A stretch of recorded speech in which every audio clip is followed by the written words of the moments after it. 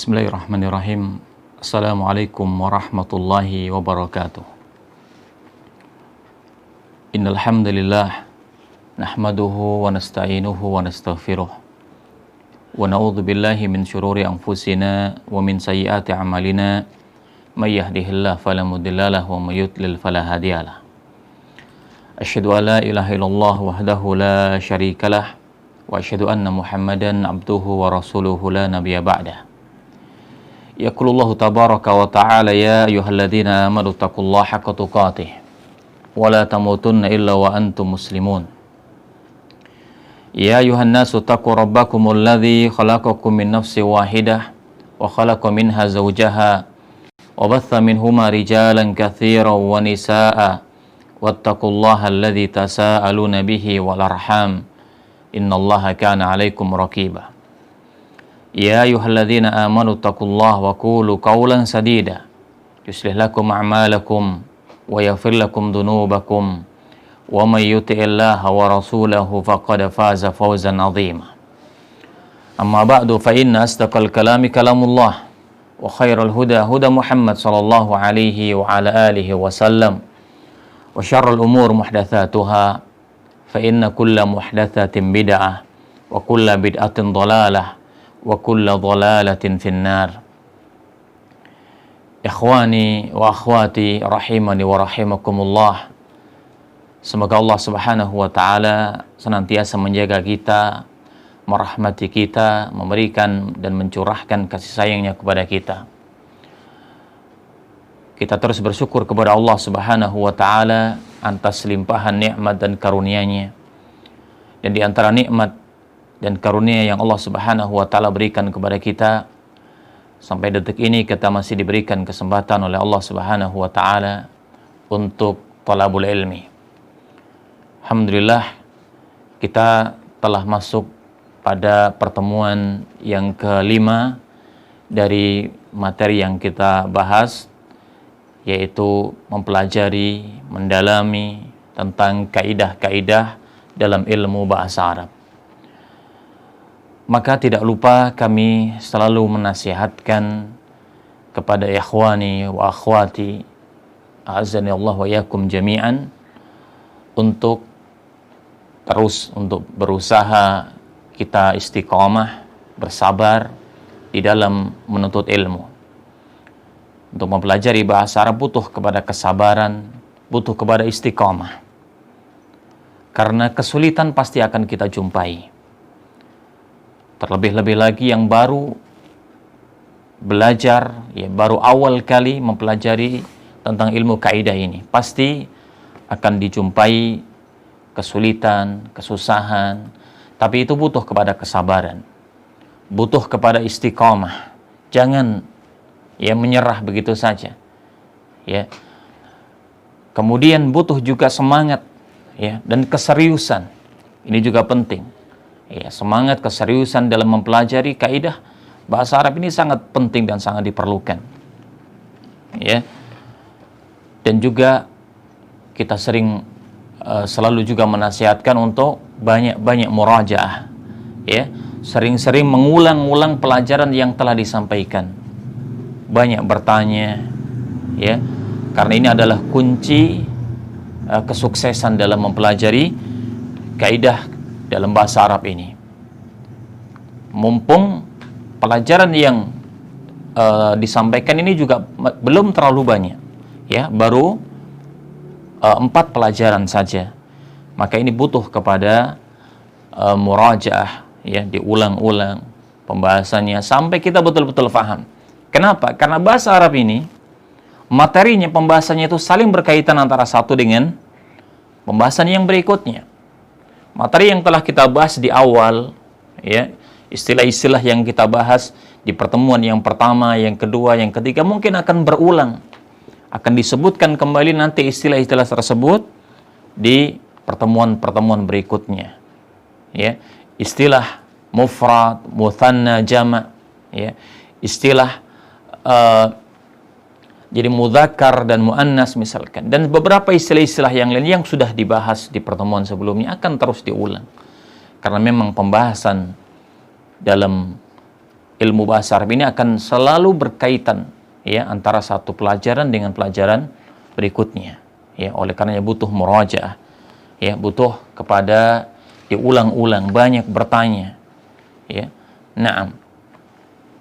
Kemudian juga kami nasihatkan ya, terutama ya bagi para pemula ya yang baru mempelajari ilmu kaidah dasar ini.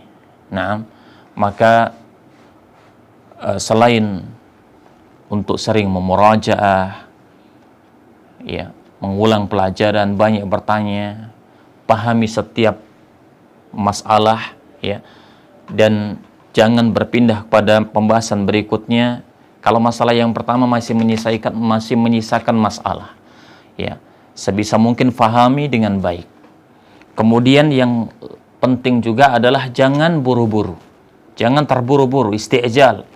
Kami melihat sebagian talib itu dia terlalu isti'jal, buru-buru. Ya, ini juga salah. Mereka ingin segera ya mendapatkan hasil.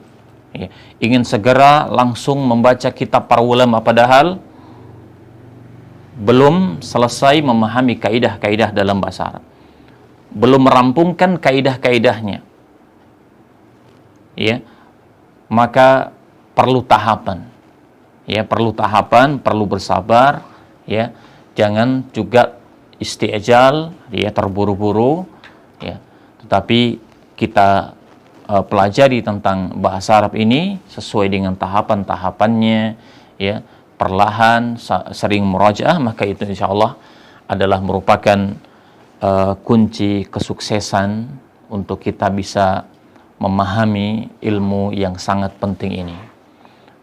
Baiklah para ikhwan dan para akhwat rahimani wa rahimakumullah dimanapun berada, ini adalah pertemuan kita yang kelima, dan insya Allah ta'ala pada malam hari ini kita akan masih membahas satu masalah yang terakhir dari pembahasan masalah isim. Ya, dari pembahasan masalah isim akan kita bahas pada malam hari ini satu masalah yang terakhir dalam pertemuan yang kelima, yaitu isim apabila ditinjau dari perubahan harokat akhirnya. Kalau sebelumnya pada pertemuan yang kemarin kita telah membahas tentang pembahasan isim apabila ditinjau dari jelas atau belumnya penunjukan kepada suatu benda. Ya, di sana ada isim nakirah dan isim ma'rifat. Ya, kemudian kita sudah bahas tentang apa saja isim-isim yang ma'rifat. Ya, di sana ada 5 isim ma'rifat. Ya, dari kelima isim ma'rifat itu ada perincian-perincian yang harus kita sering ulang-ulang, murajaah dan seterusnya. Baik, pada pertemuan yang kelima ini ada satu masalah yang juga sangat penting sekali dalam pembahasan isim, yaitu isim apabila ditinjau dari perubahan harokat akhirnya. Mengapa harokat akhir yang menjadi titik pembahasan? Karena harokat akhir suatu isim ini sangat diperhatikan dan menjadi perhatian karena berkaitan dengan i'rab atau kedudukan isim tersebut nanti apabila isim tersebut telah kita masukkan dalam sebuah kalimat yang nanti akan kita pelajari dalam ilmu i'rab, ya, ilmu yang akan mempelajari tentang apa kedudukan suatu kata, suatu lafaz di dalam sebuah kalimat. Ya. Dan itu sangat berpengaruh, ya, sangat dipengaruhi dengan apa harokat terakhir dari isim tersebut. Oleh karenanya ada pembahasan ini. Ada pembahasan, ya, isim ditinjau dari perubahan harokat akhirnya.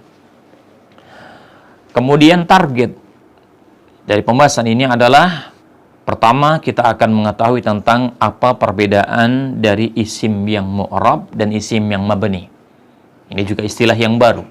Ya. Pada malam hari ini ada istilah isim mu'rab dan isim mabni. Kemudian kita mengetahui apa saja bentuk-bentuk, ya, contoh-contoh dari isim mabni dan perincian-perinciannya. Baik, kita langsung saja masuk kepada pembahasan dari pertemuan kita yang kelima ini, bahwa isim apabila ditinjau dari perubahan harokat akhir, ya, ingat yang kita bahas adalah harokat akhir, bukan harokat awal, bukan harokat di tengah. Yang dibahas adalah khusus apa harokat akhir, ya, dari isim tersebut.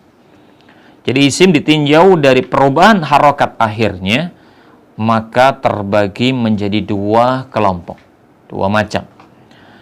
Yang pertama adalah isim mu'rab, ya, yang pertama adalah isim mu'rab, dan yang kedua adalah isim mabni.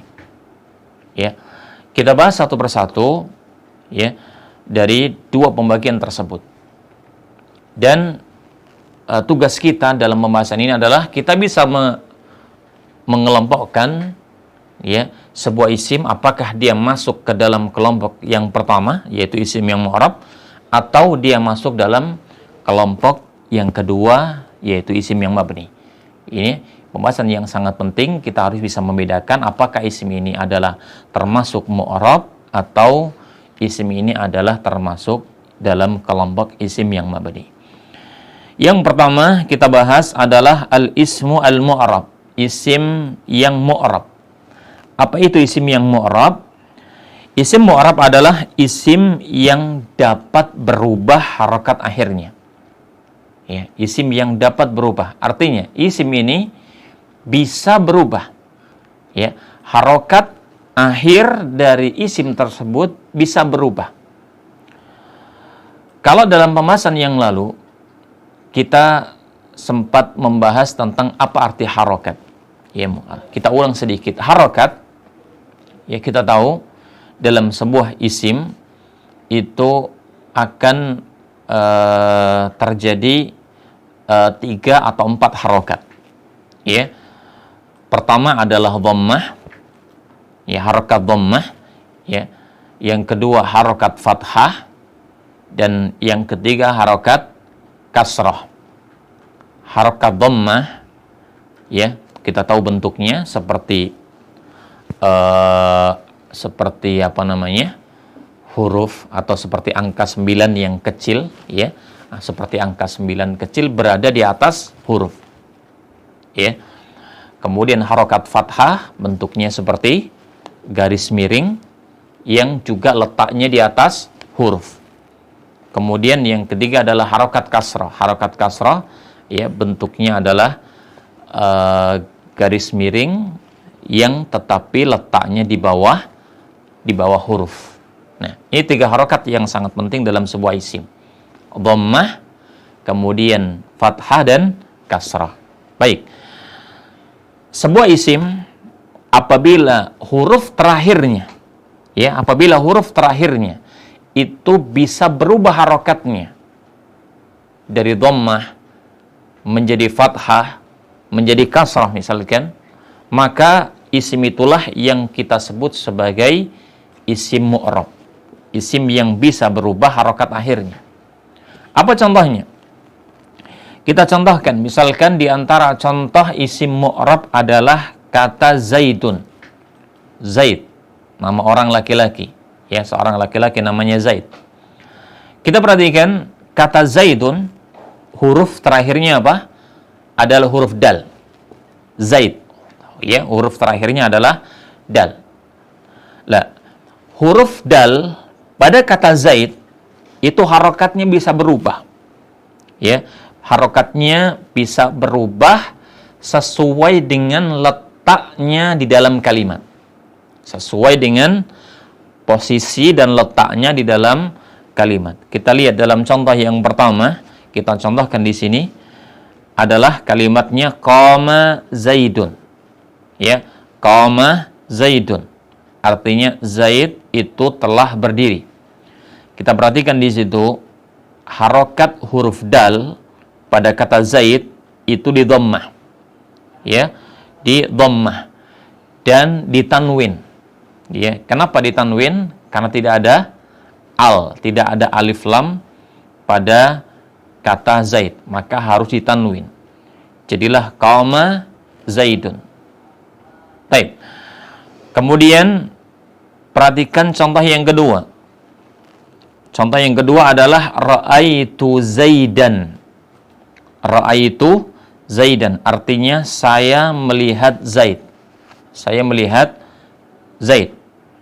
Kita perhatikan di situ kata Zaid, harokat huruf dalnya berubah menjadi fathah. Ya, harokat huruf dalnya yang asalnya tadi di dhammah sekarang berubah menjadi fathah dan ditanwin. Ya, menjadi tanwin fathah. Kenapa ditanwin? Karena tidak ada alnya. Ya, kaidah umum dalam isim yang sebagaimana kita sampaikan dahulu bahwa isim itu kalau tidak ada alnya maka ditanwin. Kemudian kalau tanwinnya tanwin fathah atau yang kita sebut dengan istilah fathatain, tanwin fathah, maka dalam penulisan ditambahi huruf alif setelahnya sehingga menjadi Zaidan, ada alifnya. Ya, kita lihat di situ dal berubah menjadi fathah. Baik. Kemudian kita lihat contoh yang ketiga. Contoh ketiga adalah marartu bi Zaidin. Marartu bi Zaidin artinya saya melewati Zaid. Saya melewati Zaid. Kita lihat kata Zaid dalam contoh yang ketiga, harokat huruf dalnya di kasrah dan ditanwin. Ya, di kasrah dan ditanwin. Ya, berubah harokatnya.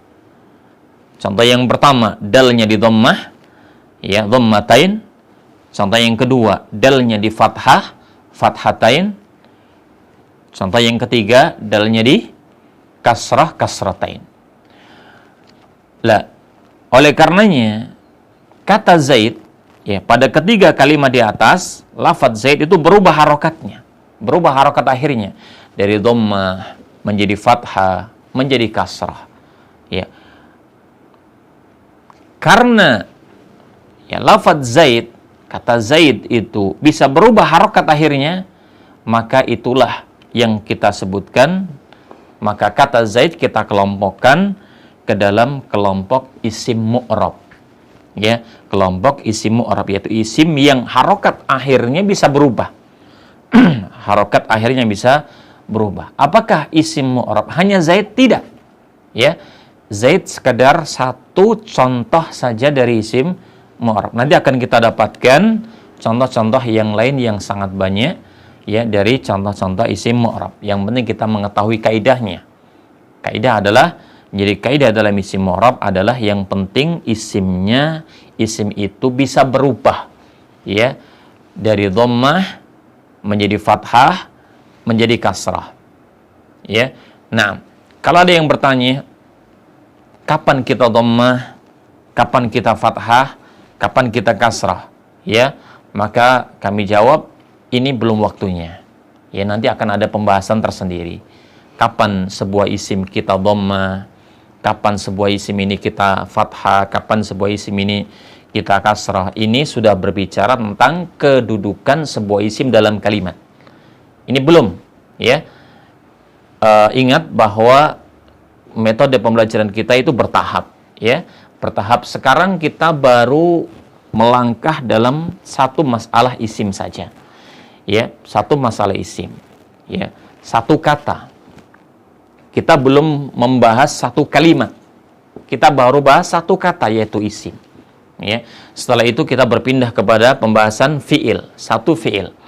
Setelah selesai, baru kita membahas satu kalimat. Lah, ketika itulah nanti akan dibahas isim ini kapan dia di dhammah, kapan dia di fathah, kapan dia di kasrah.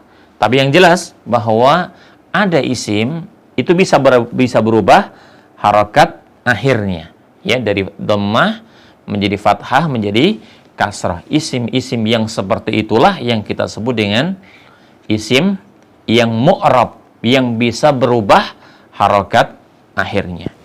Baik. Kemudian yang kedua, Yang kedua adalah kelompok al-ismu al-mabni. Yang kedua adalah kelompok al-ismu al-mabni, yaitu isim yang mabni. Isim mabni kebalikan dari yang pertama. Kalau yang pertama tadi isim mu'rab adalah isim yang dapat berubah, yang bisa berubah harokat akhirnya, maka isim mabni berarti adalah isim yang tetap harokat akhirnya. Artinya isim mabni itu harokatnya tidak berubah dimanapun letaknya isim tersebut, baik dia di awal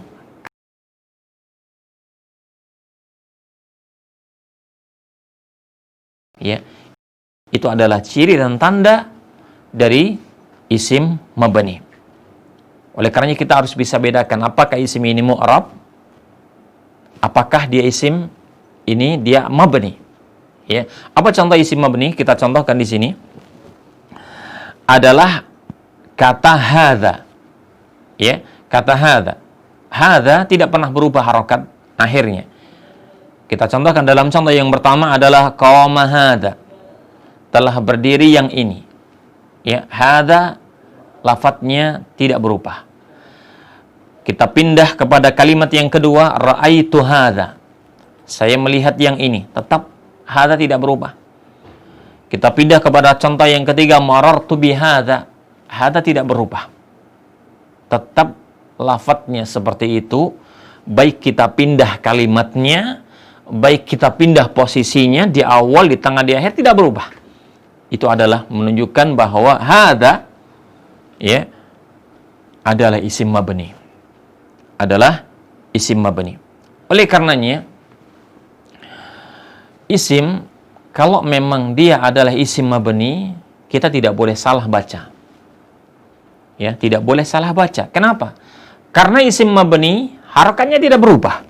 Dimanapun dia posisinya di awal, di tengah, di akhir, lafaznya tidak berubah. Oleh karenanya kita tidak boleh salah baca. Ya, membaca isim mabni. Kalau mau salah baca yang salah baca yang mu'rab, ini wajar. Karena kita mungkin tidak mengetahui apakah harokatnya di dhamma atau di fathah atau di kasrah. Ini bisa berubah kalau isim mu'rab. Tapi kalau isim mabni tidak. Ya, oleh karenanya kita harus tahu apa saja isim yang mabni, apa saja isim-isim yang kita nggak boleh salah baca. Ya, karena dia adalah isim yang tetap harokat akhirnya, yang selamanya dibaca seperti itu, maka tidak boleh kita membacanya dengan bacaan yang salah, meskipun tidak ada harokatnya. Ya, karena isim itu adalah tetap ya, diharokati tidak diharokati ya bacaannya seperti itu, ya tidak akan berubah. Itulah isim yang disebut sebagai isim yang mabni. Ya, jadi sekali lagi kita harus bisa bedakan apakah ini mabni, apakah ini mu'rab. Taib. Selanjutnya adalah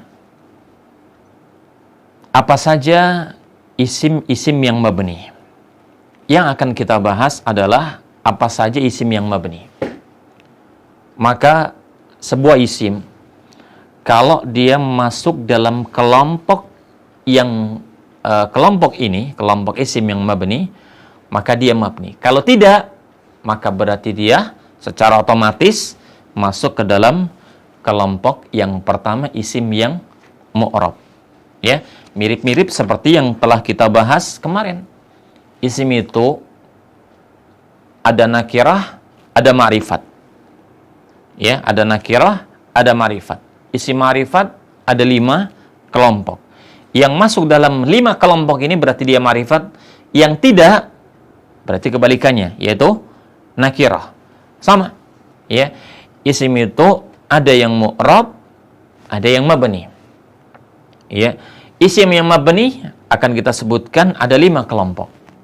Yang masuk dalam kelompok ini berarti dia mabni. Selebihnya berarti dia masuk dalam kelompok yang pertama, yaitu isim mu'rab. Nah, itu kaidahnya. Sangat mudah insyaAllah. Yang penting kita tahu apa saja isim-isim yang mabni. Kita sebutkan bahwa al-ismu al-mabniyu, isim yang mabni itu ada 5 kelompok. Ya, ada 5 kelompok isim yang mabni. Apa saja 5 kelompok itu? Yang pertama, dari isim-isim yang mabni adalah ismu ad-dhamir atau isim dhamir.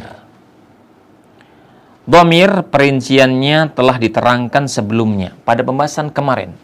Pada pembahasan yang keempat kemarin, kita telah membahas definisi dhamir. Ya, kalau kita lihat kembali tentang pembahasan dhamir, ya ada di halaman 31-32 dari kitab Ta'silul Lughah.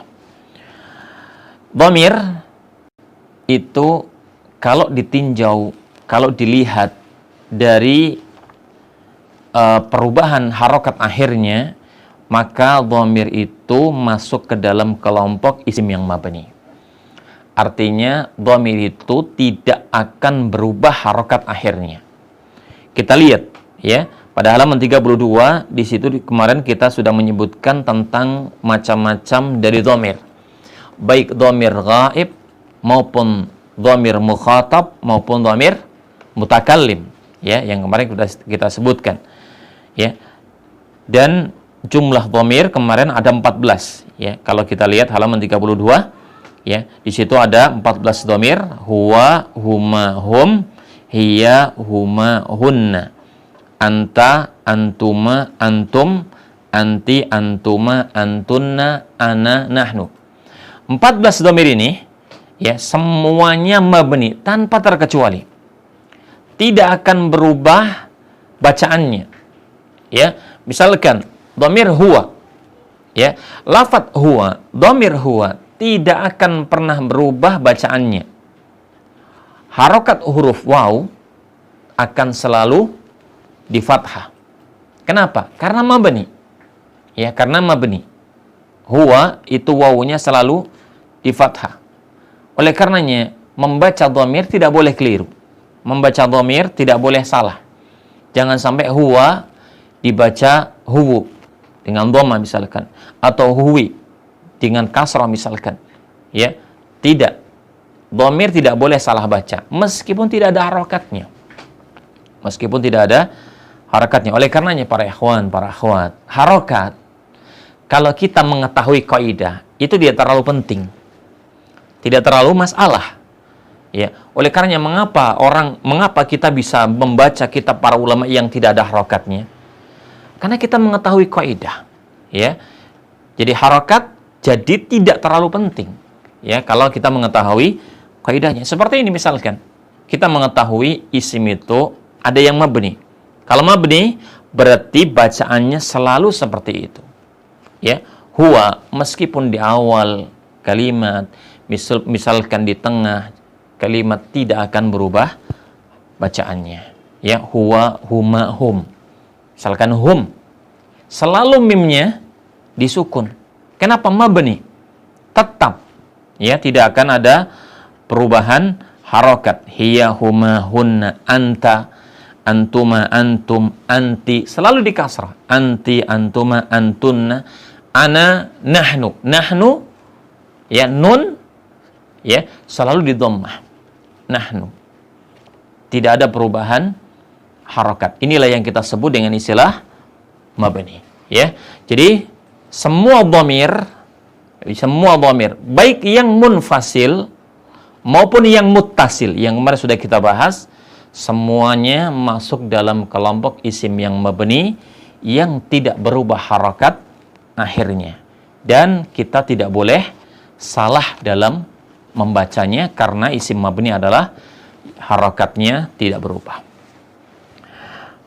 Itu kelompok yang pertama dari isim-isim yang mabni, yaitu dhamir, ya. Yang pertama adalah dhamir. Kemudian yang kedua dari isim yang mabni adalah ismul isyarah. Isim isyarah. Apa itu isim isyarah? Isim isyarah pun kemarin sudah kita bahas. Perinciannya telah diterangkan sebelumnya. Pada pembahasan yang keempat kemarin sudah kita bahas isim isyarah. Yaitu dalam kitab kita ada di halaman 34. Ya. Isim isyarah adalah kata tunjuk.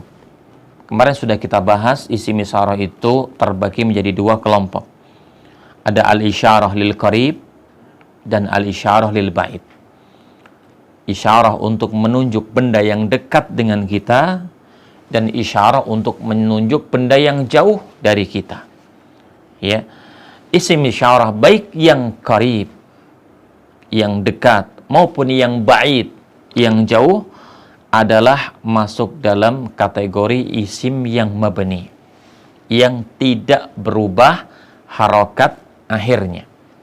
Ya, kalau kita lihat lafaz-lafaznya dari lafaz-lafaz isim isyarah di situ, ya, isim isyarah yang qarib ada 6 lafaz. Hadza, hadzani, haula'i, hadhihi, hatani, haula'i.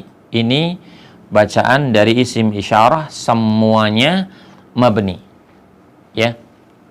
Namun perlu diperhatikan para ikhwan, ada satu masalah yang perlu kami sampaikan di sini, bahwa keenam lafadz dari al-isyarah lil qarib ini itu adalah mabni tetapi dikecualikan 2 lafadz.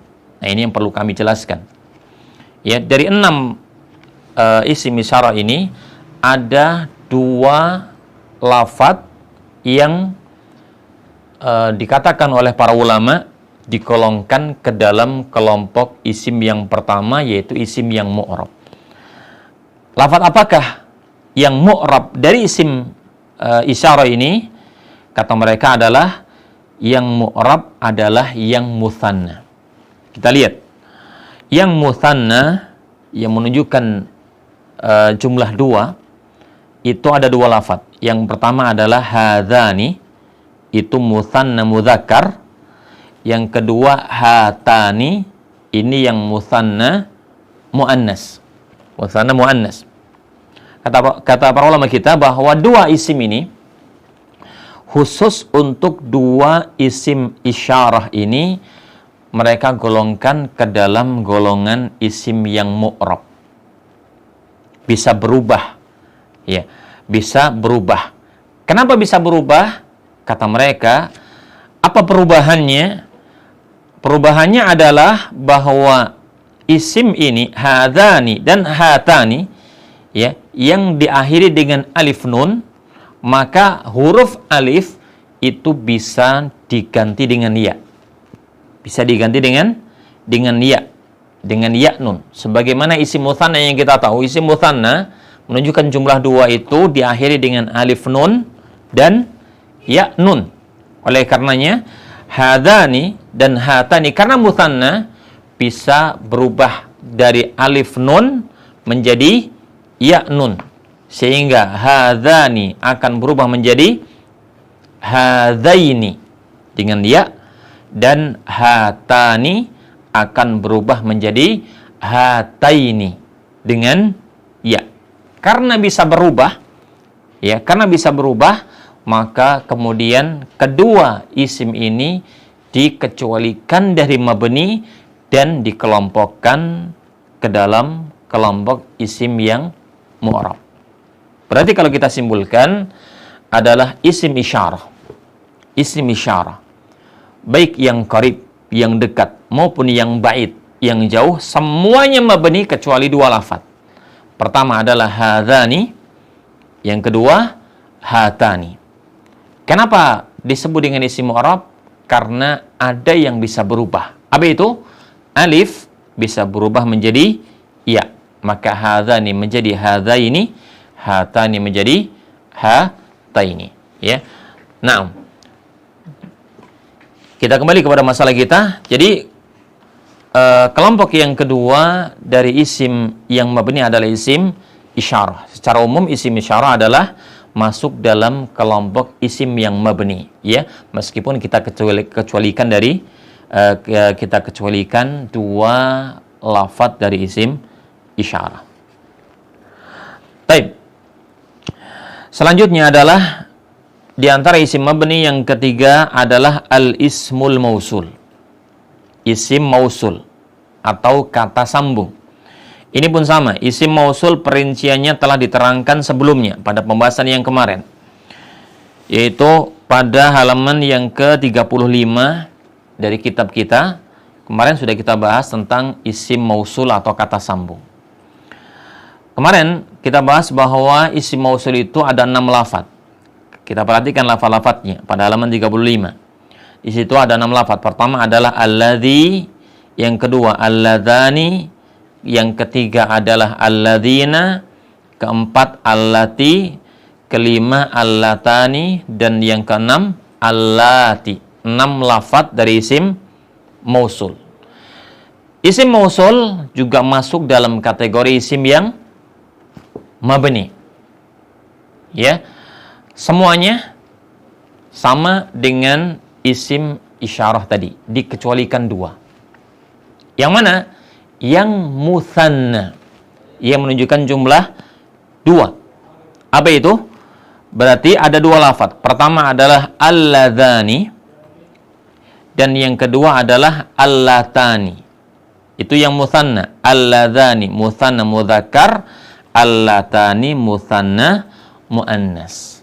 Ini oleh para ulama digolongkan ke dalam golongan yang pertama, isim yang mu'rab. Kenapa?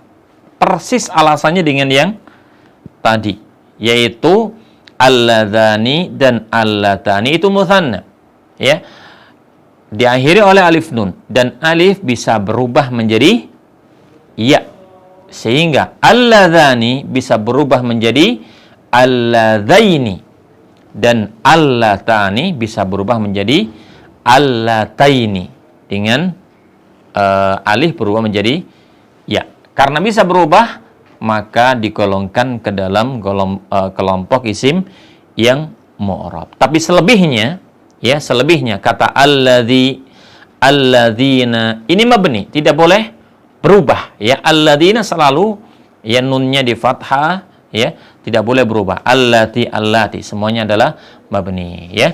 Jadi kesimpulannya, kelompok yang ketiga dari isim yang mabni adalah isim mausul. Isim mausul itu masuk dalam kategori isim yang mabni dikecualikan 2 lafadz, sama seperti sebelumnya, yaitu yang menunjukkan jumlah 2, alladzani dan allatani, maka itu adalah mu'rab karena bisa berubah dari alif menjadi ya. Nah,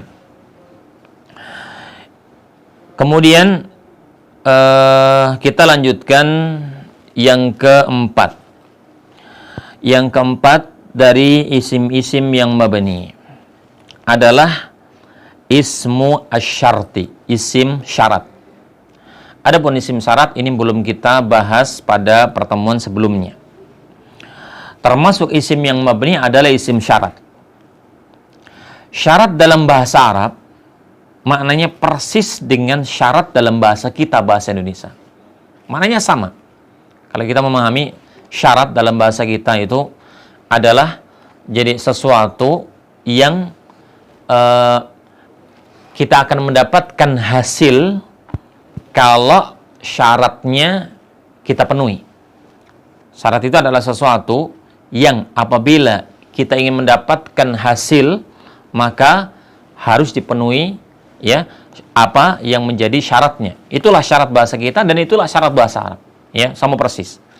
Nah, jadi isim syarat adalah isim yang menerangkan syarat suatu perbuatan. Isim syarat termasuk dalam golongan isim yang mabni. Apa saja lafaz-lafaz dari isim syarat? Pertama, ya,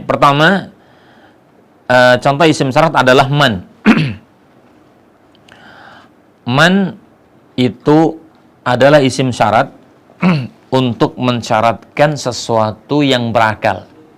Mensyaratkan sesuatu yang berakal. Biasanya diterjemahkan dengan kalimat barang siapa. Contoh, ya, contoh di situ man yajtahid yanjah. Ya, barang siapa yang bersungguh-sungguh, ini syaratnya, yanjah, ini hasilnya, maka dia akan berhasil. Ya, barang siapa yang bersungguh-sungguh, maka dia akan berhasil. Nah, jadi di situ isim syaratnya adalah man. Man adalah mabni. makanya tidak boleh kita salah baca. Ya, salah baca. Jadi membaca isim syarat ini man nun harus disukun. Man yajtahid yanjah. Nah, itu isim syarat yang pertama. Kemudian yang kedua, di antara isim syarat yang kedua adalah ma.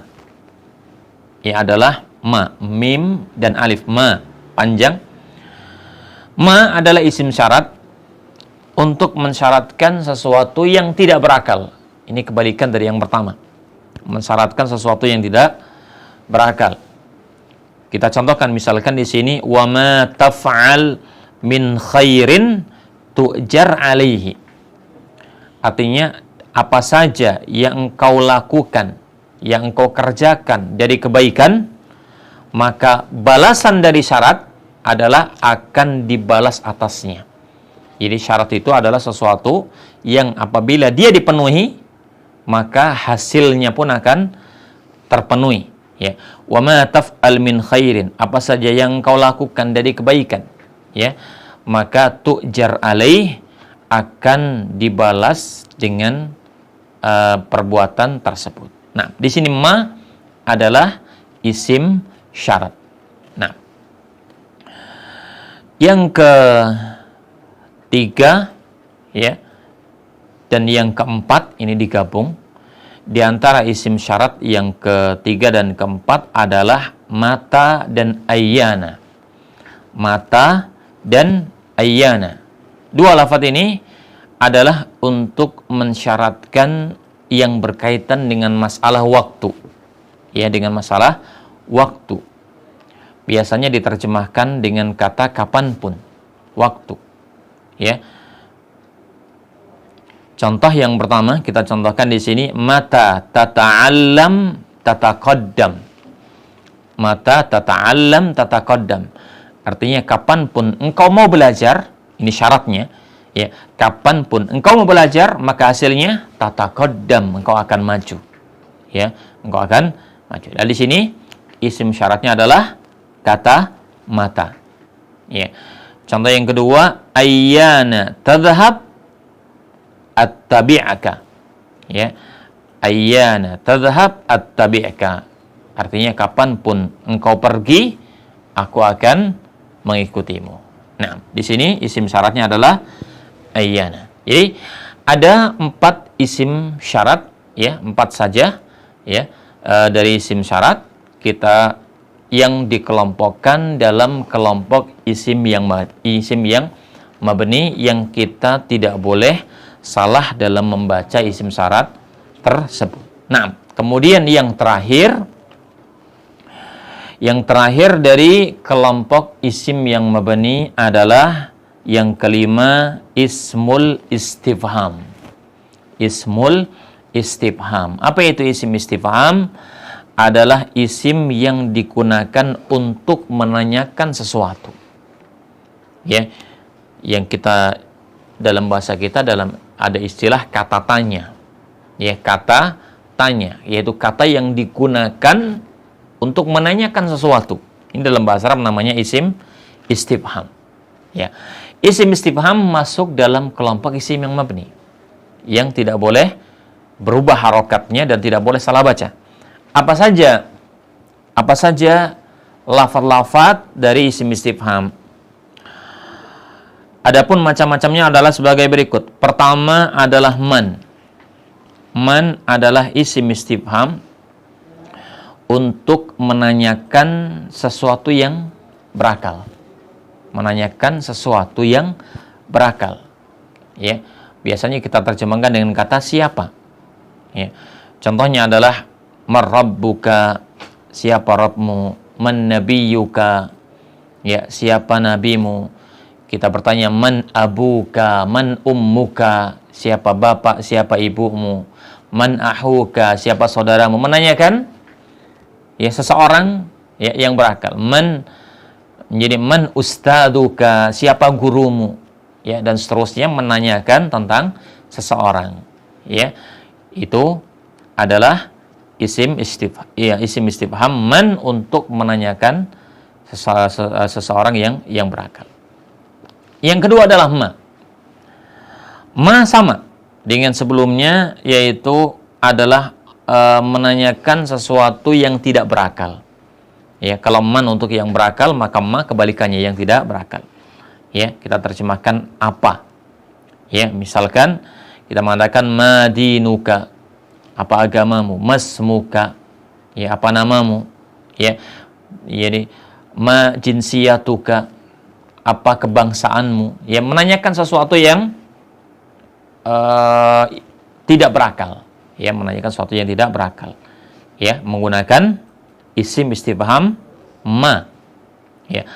Kemudian yang ketiga adalah kam. Di antara contoh-contoh isim istifham yang ketiga adalah kam.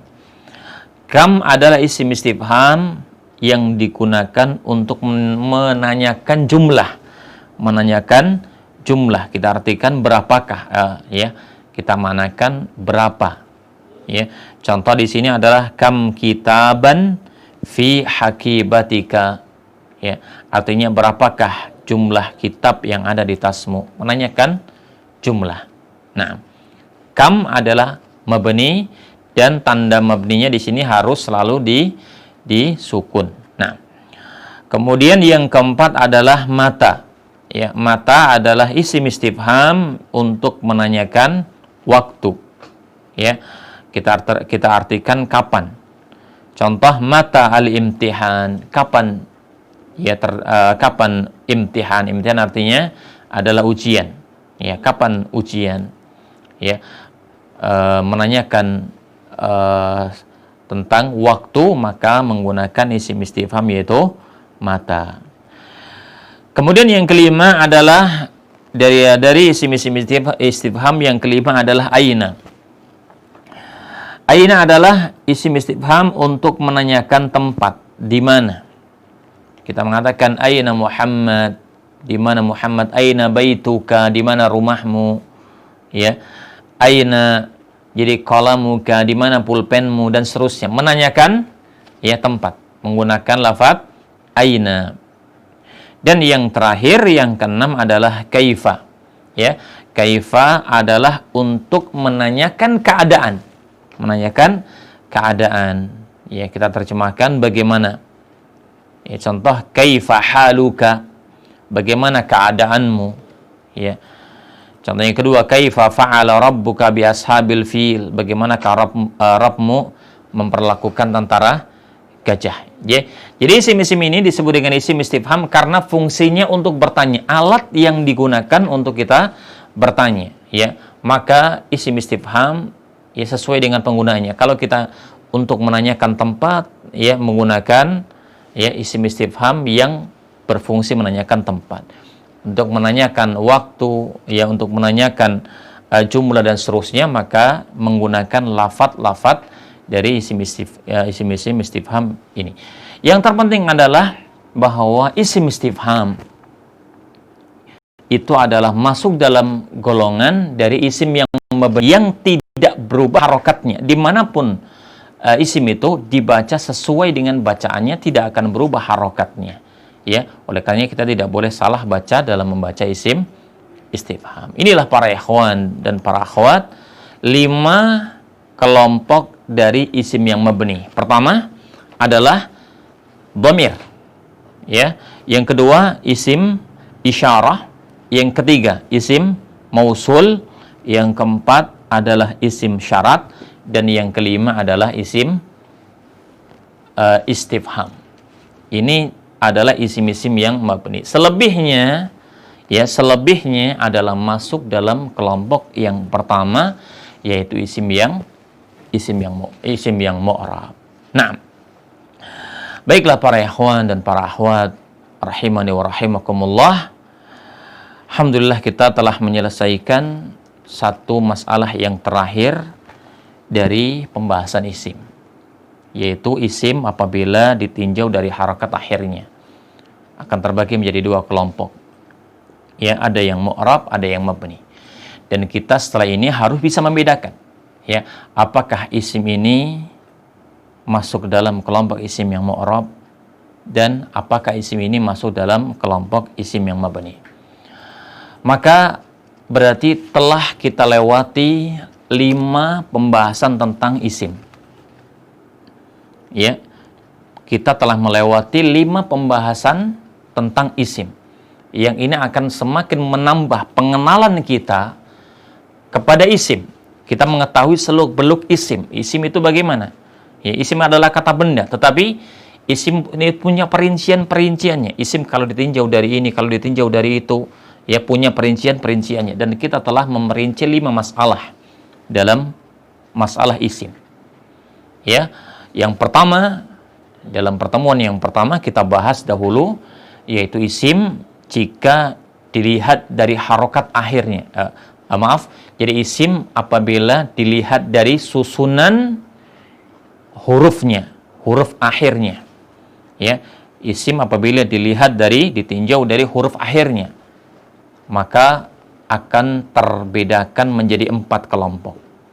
Pertama adalah isim maksur, yang kedua isim mangkus, yang ketiga isim mamdud, dan yang keempat adalah isim sahih. Ya, itu satu masalah. Ya. Kemudian pada pertemuan yang kedua kita membahas isim apabila ditinjau dari jenisnya. Ya, dari jenisnya. Di sana kita bedakan menjadi 2 kelompok. Ada isim mudzakkar, ada isim muannats. Ya, masing-masing memiliki tanda yang kita harus bisa mengenalinya. Isim ini apakah mudzakkar ataukah dia isim muannats. Ya. Kemudian pada pertemuan yang ketiga kita membahas bahwa isim itu bisa ditinjau dari bilangannya, dari jumlahnya. Maka akan terbagi menjadi 3 kelompok. Pertama adalah mufrad, yang kedua mutsanna, yang ketiga jamak. Ya, perinciannya sudah kita bahas. Mufrad menunjukkan arti tunggal, ya, arti 1, mutsanna menunjukkan 2, jamak menunjukkan ya hitungan 3 ke atas. Ya. Kemudian pada pertemuan yang keempat kemarin, ya, kita juga sudah bahas isim apabila ditinjau dari penunjukan jelas atau belumnya suatu benda. Ya, maka dikelompokkan menjadi 2 kelompok. Yang pertama adalah isim nakirah yang penunjukannya umum, dan yang kedua adalah isim ma'rifat yang penunjukannya tertentu. Ya, dan juga sudah kita bahas isim ma'rifat ada 5 kelompok dari isim-isim ma'rifat yang kita harus bisa membedakan apakah isim ini ma'rifat atau dia nakirah. Ya, dan pembahasan yang terakhir tadi kita bahas adalah isim apabila ditinjau dari harokat huruf akhir, harokat huruf akhirnya maka dibedakan menjadi 2 kelompok. Yang pertama adalah isim yang mabni, dan yang kedua adalah isim yang mu'rab. Ya, isim yang mabni ada 5 kelompok yang tadi sudah kita bahas. Inilah pengenalan kita secara terperinci tentang isim. Ya, yang kita harus mengenali dari segala sisinya. Maka para ikhwan, para akhwat rahimani wa rahimakumullah, setelah ini kita harus sering melatih, ya, menanyakan kepada diri kita setiap kita menjumpai isim. Setiap kita menjumpai isim, tanyakan dalam 5 hal ini. Tanyakan dalam 5 hal ini. Kita menjumpai sebuah isim, tanyakan apakah isim ini kalau ditinjau dari huruf akhirnya, apakah dia maksur, atau mangkus, atau mamdud, atau sahih. Kemudian tanyakan yang kedua, isim ini kalau dilihat dari jenisnya apakah mudzakkar atau muannats. Tanyakan dengan pertanyaan yang ketiga, isim ini kalau dilihat dari bilangannya apakah dia mufrad atau musanna atau jamak. Ya. Kemudian tanyakan dia isim ini apakah dia itu adalah masuk dalam kelompok isim yang nakirah atau ma'rifat. Ya, dan tanyakan juga apakah isim ini adalah isim yang mabni atau isim yang mu'rab. Ya, jadi semua isim bisa dikelompokkan sesuai dengan pengelompokannya. Ya, dengan semakin memperbanyak, ya, kita menyebutkan contohnya, ya, kemudian kita kelompokkan masing-masingnya dengan 5 kelompok tadi, maka kita akan semakin mengenal dan mengetahui tentang seluk-beluk dari isim, sehingga kita betul-betul mengetahui tentang apa itu isim dan perinciannya.